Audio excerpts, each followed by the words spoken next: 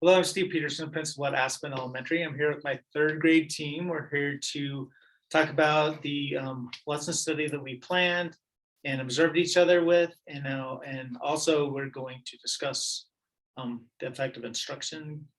So it's going to time over to my team. I'm Becky Pinter. This is my third year teaching. Oh, Whitney Mills, first year teaching. Gary Peeperaden, many years teaching.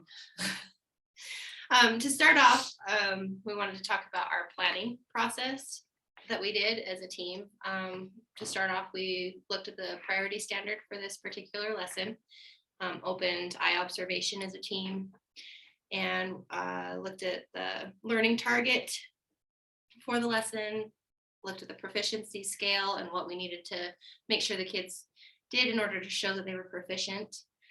We looked at and discussed different instructional strategies to help the students, as well as any activity for evidence within the lesson to show how the students would show that they were proficient as well. For example, like a workbook page as an exit ticket where they've completed the lesson. We talked about how we would address the different learning with this different kids using paras within our classroom, as well as any resources to help us with the lesson, and what achievement gaps we would help close, and how the students would track their progress throughout the lesson. Okay, so I'll kind of give an overview. We planned the lesson together, and we observed in each other's classrooms. And then now we're ready to discuss what we saw. So first off, for my observation, my praise is, everyone was very organized. Both of you were very organized. They addressed the priority standards and our proficiency scales differently, which I really liked because I'm new and it's definitely a learning process. And it was fun to learn how you guys used it and how you applied that with your kids and have your kids use that. One of the things that I really liked is you guys were, Gary was very hands-on in the lesson with the mirrors, and I really liked that. I think it got the kids really engaged and wanting to learn more, to keep going, and it was exciting for them. So I really liked that, that hands-on. One thing that I'm focusing on in my class is classroom management. So that was something that I really wanted to observe a little bit more of. And I really like their ideas as I was watching, making sure that the kids are doing what they're doing. You're watching, checking on each one of them, as they're going through and answering their questions, and the lessons just kept moving, and I really liked that. It wasn't stop, okay, pause, now go. I felt like it was, you moved through it at a good pace to where the kids were always doing something, so there wasn't that like stop for kids getting out of control or anything like that. So that's something that I really liked. So something that I want to do differently next time is I want to move quicker, and so there's less downtime. I just don't want as many distractions for my kids. So, and I really like that. And it's more hands-on, and to be able to use the priority standards and the like show them to the kids in a more effective way. So that's what I really liked. Awesome.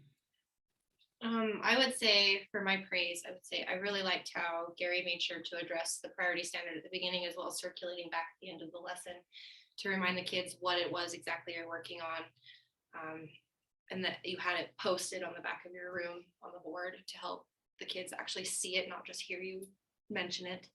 I really liked how Whitney made sure when the kids were working independently that you were up out of your seat wandering around with the kids, even with like the kids that were sure to help kind of support them and help them build confidence in their ability to complete the task. And then I also really liked the finger in the air to make sure everybody's on the same task, ready to go. I thought that was really effective to make sure everybody was ready to start reading and looking at where they need to be.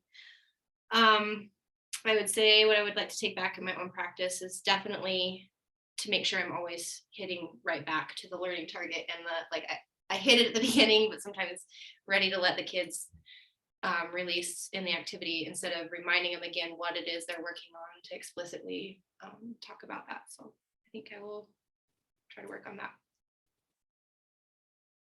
Nope. I like many things here. I've been teaching for many years.